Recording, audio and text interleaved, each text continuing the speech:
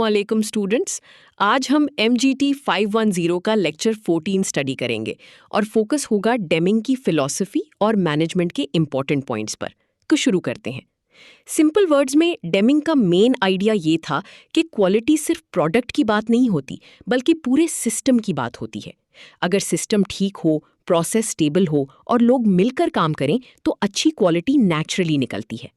इसीलिए Deming management को कहते हैं कि सिर्फ रिजल्ट मत देखो, उस प्रोसेस को भी समझो जो रिजल्ट बना रहा है।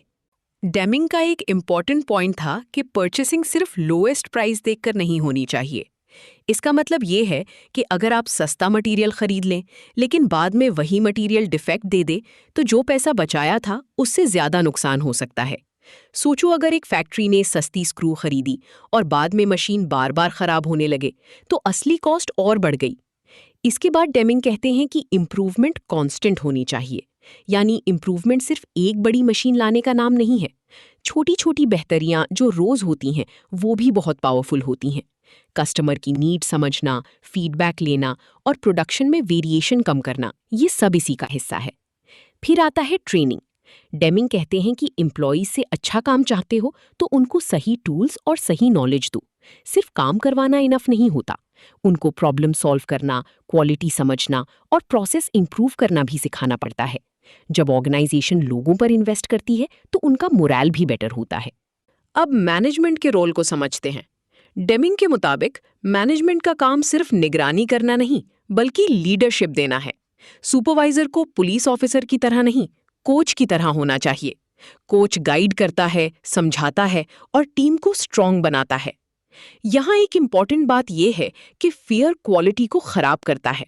जब एम्प्लॉय को डर हो कि अगर टारगेट मिस हुआ तो सजा मिलेगी या बॉस नाराज होगा तो वो सिस्टम इंप्रूव करने के बजाय सिर्फ अपनी बचाने की सोचता है। फियर लॉन्ग टर्म इंप्रूवमेंट को रोक देता है। इसीलिए टीम वर्क जरूरी है। डिपार्टमेंट्स एक दूसरे के अगेंस्ट कंपीट करने के बजाय एक सिस्टम का हिस्सा समझे जाएं। एक डिपार्टमेंट दूसरे का इंटरनल कस्टमर और सप्लायर होता है। अगर टीम वर्क हो तो बैरियर्स टूटते हैं और क्वालिटी इंप्रूव होती है। डेमिंग ने यह भी कहा कि सिर्फ स्लोगन से क्वालिटी इंप्रूव नहीं होती। अगर दीवार पर लिख दिया जाए कि क्वालिटी बेटर करो तो उससे सिस्टम ठीक नहीं होता। अगर वर्कर के पास खराब मशीन हो, पुअर मटेरियल हो या अनक्लियर प्रोसेस हो तो स्लोगन उसकी हेल्प नहीं करेगा, उल्टा वो फ्रस्ट्रेट होगा। इसी तरह डेमिंग कोटाज और मैनेजमेंट बाय ऑब्जेक्टिव्स पर भी तनकीद करते हैं। जब उनका फोकस सिर्फ नंबर्स पर हो, जब लोगों को सिर्फ टारगेट हिट करना हो तो वो क्वालिटी को शॉर्टकट कर सकते हैं। सोचो, अगर किसी को सिर्फ क्वांटिटी का प्रेशर दिया जाए तो वो जल्दी में काम करेगा लेकिन डिफेक्ट भी बढ़ सकते हैं। डेमिंग का पॉइंट सिंपल है, रिजल्ट इंपॉर्टेंट है लेकिन प्रोसेस उससे भी ज्यादा इंपॉर्टेंट है। अगर प्रोसेस स्ट्रांग हो तो रिजल्ट सस्टेनेबल होता है। अगर प्रोसेस वीक हो तो नंबर आज आ जाएगा, कल प्रॉब्लम बन जाएगी। डेमिंग कहते हैं कि लोग अपने काम पर फख्र महसूस करना चाहते हैं, इसको प्राइड इन वर्कमैनशिप कहते हैं। लेकिन अगर उनको पुअर टूल्स दिए जाएं, बोरिंग रेपिटेटिव काम दिया जाए या उनको ऐसे सुपरवाइजर्स मिलें जो काम को समझते ही ना हो तो ये प्राइड खत्म हो जाती है। उन्होंने परफॉर्मेंस अप्रेजल को भी एक बैरियर बताया। क्यों? क्योंकि ये टीम वर्क को तोड़ सकता है, लोगों को एक दूसरे की अगेंस्ट कर सकता है और शॉर्ट टर्म रिजल्ट पर फोकस करा देता है। डेमिंग कहते हैं कि हर परफॉर्मर सेम कैटेगरी में नहीं होता। ज्यादातर लोग सिस्टम के अंदर काम करते हैं, कुछ बहुत स्ट्रांग होते हैं और कुछ को एक्स्ट्रा ट्रेनिंग या बेटर जॉब फिट चाहिए होती है। यानी हर प्रॉब्लम इंडिविजुअल की नहीं होती, कई बार सिस्टम की होती है। फिर डेमिंग एजुकेशन की बात करते हैं। ट्रेनिंग और एजुकेशन एक जैसी चीज नहीं है। ट्रेनिंग जॉब स्किल सिखाती है जबकि एजुकेशन सेल्फ डेवलपमेंट करती है। और लास्ट पॉइंट, टेक एक्शन, यानी क्वालिटी का कल्चर तभी आएगा जब टॉप मैनेजमेंट खुद इस चेंज को सीरियसली स्टार्ट करे और सबको साथ लेकर चले। अब डेमिंग की फिलॉसफी से एक और सेंट्रल आइडिया निकलता है और वो है कंटिन्यूअस इंप्रूवमेंट। इसका सिंपल मतलब है कि ऑर्गेनाइजेशन हमेशा अपने प्रोडक्ट, सर्विस या प्रोसेस को बेटर बनाने की कोशिश करती रहे। कभी इंप्रूवमेंट छोटी छोटी होती है और कभी एकदम बड़ी ब्रेक थ्रू फॉर्म में होती है। यहाँ कंफ्यूजन अक्सर इस जगह होती है कि इंप्रूवमेंट सिर्फ फैक्ट्री फ्लोर तक लिमिटेड समझी जाती है। डेमिंग के अप्रोच में ऐसा नहीं है।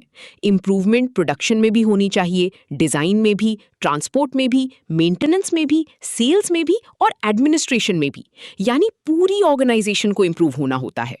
इस फ्लो डायग्राम में देखो, क्वालिटी इंप्रूवमेंट का एक सिंपल साइकिल दिखाया गया है जिसे PDCA साइकिल कहते हैं। इसका मतलब है प्लान, डू, चेक और एक्ट। ये हमें बताता है कि इम्प्रूवमेंट अंदाजा लगाकर नहीं, स्टेप बाय स्टेप होती है। सबसे पहले प्लान होता है, यानी प्रॉब्लम या अपॉर्चुनिटी को आइडेंटिफाई करो और सोचो क्या चेंज करना है। उसके बाद डू आता है, जहां चेंज को छोटे स्केल पर ट्राई किया जाता है। फिर चेक में डेटा देखते हैं कि चेंज से वाकई फर्क पड़ा या नहीं। और लास्ट में एक्ट आता है। अगर चेंज सक्सेसफुल हो तो उसको वाइडर स्केल पर अप्लाई करो। अगर सक्सेसफुल ना हो तो साइकिल दोबारा शुरू करो।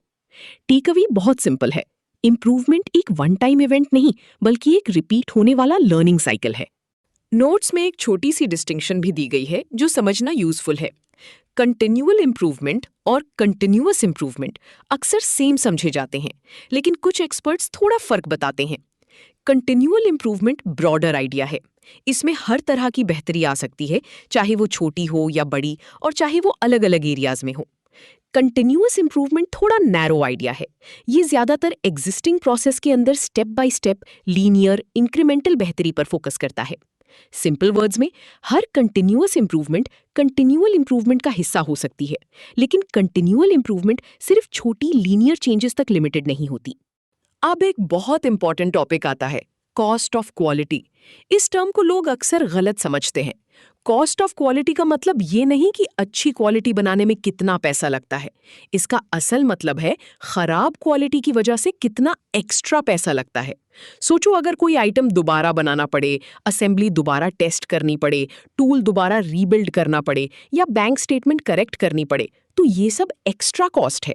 रेस्टोरेंट में गलत ऑर्डर गया और फिर रिप्लेसमेंट करनी पड़ी, ये भी कॉस्ट ऑफ क्वालिटी है। अगर क्वालिटी परफेक्ट होती तो ये खर्चा होता ही नहीं। तो सिंपल रूल याद रखो, जो भी कॉस्ट डिफेक्ट, मिस्टेक, रीवर्क या फेलियर की वजह से लगी, वो कॉस्ट ऑफ क्वालिटी का हिस्सा बन जाती है। इस मॉडल में देखो, टोटल क्वालिटी कॉस्ट को बेसिक कैटेगरीज में समझाया गया है। पहली कैटेगरी प्रिवेंशन कॉस्ट है, दूसरी अप्रेजल कॉस्ट और तीसरी फेलियर कॉस्ट। यानी कुछ पैसा आप प्रॉब्लम को पहले से रोकने पर खर्च करते हो, कुछ चेकिंग पर, और कुछ गलती हो जाने के बाद नुकसान की फॉर्म में चला जाता है। प्रिवेंशन कॉस्ट वो होती है जो पुअर क्वालिटी को होने से पहले रोकने के लिए लगती है, जैसे quality planning, supplier capability survey, process capability evaluation, quality improvement meetings, projects और ट्रेनिंग। ये पहले खर्चा लगता है, लेकिन आगे जाकर बहुत ज्यादा नुकसान बचाता है। अप्रेजल कॉस्ट वो होती है जो मेजर, इंस्पेक्ट और टेस्ट करने में लगती है, जैसे incoming inspection, in process inspection, final testing, audit, calibration और रिलेटेड मटेरियल्स। इसका काम ये देखना है कि प्रोडक्ट या सर्विस स्टैंडर्ड के मुताबिक है या नहीं। फेलियर कॉस्ट तब आती है जब रिक्वायरमेंट्स मीट ही ना हो। इसकी दो टाइप्स होती हैं। इंटरनल फेलियर डिलीवरी से पहले होती है, जैसे स्क्रैप, रीवर्क, री इंस्पेक्शन, रीटेस्टिंग, मटीरियल रिव्यू और डाउनग्रेडिंग। एक्सटर्नल फेलियर कस्टमर तक प्रोडक्ट पहुंचने के बाद होती है, जैसे कंप्लेंट्स, रिटर्न्स, वारंटी क्लेम्स और प्रोडक्ट रिकॉल्स। इस पूरे लेक्चर का कोर आइडिया ये है कि क्वालिटी को सिर्फ इंस्पेक्ट नहीं किया जाता, उसको system, leadership, team work, training और कंटिन्यूअस इंप्रूवमेंट से बिल्ड किया जाता है। और जब क्वालिटी वीक होती है तो उसकी कॉस्ट ऑर्गेनाइजेशन को हर लेवल पर पे करनी पड़ती है। इसी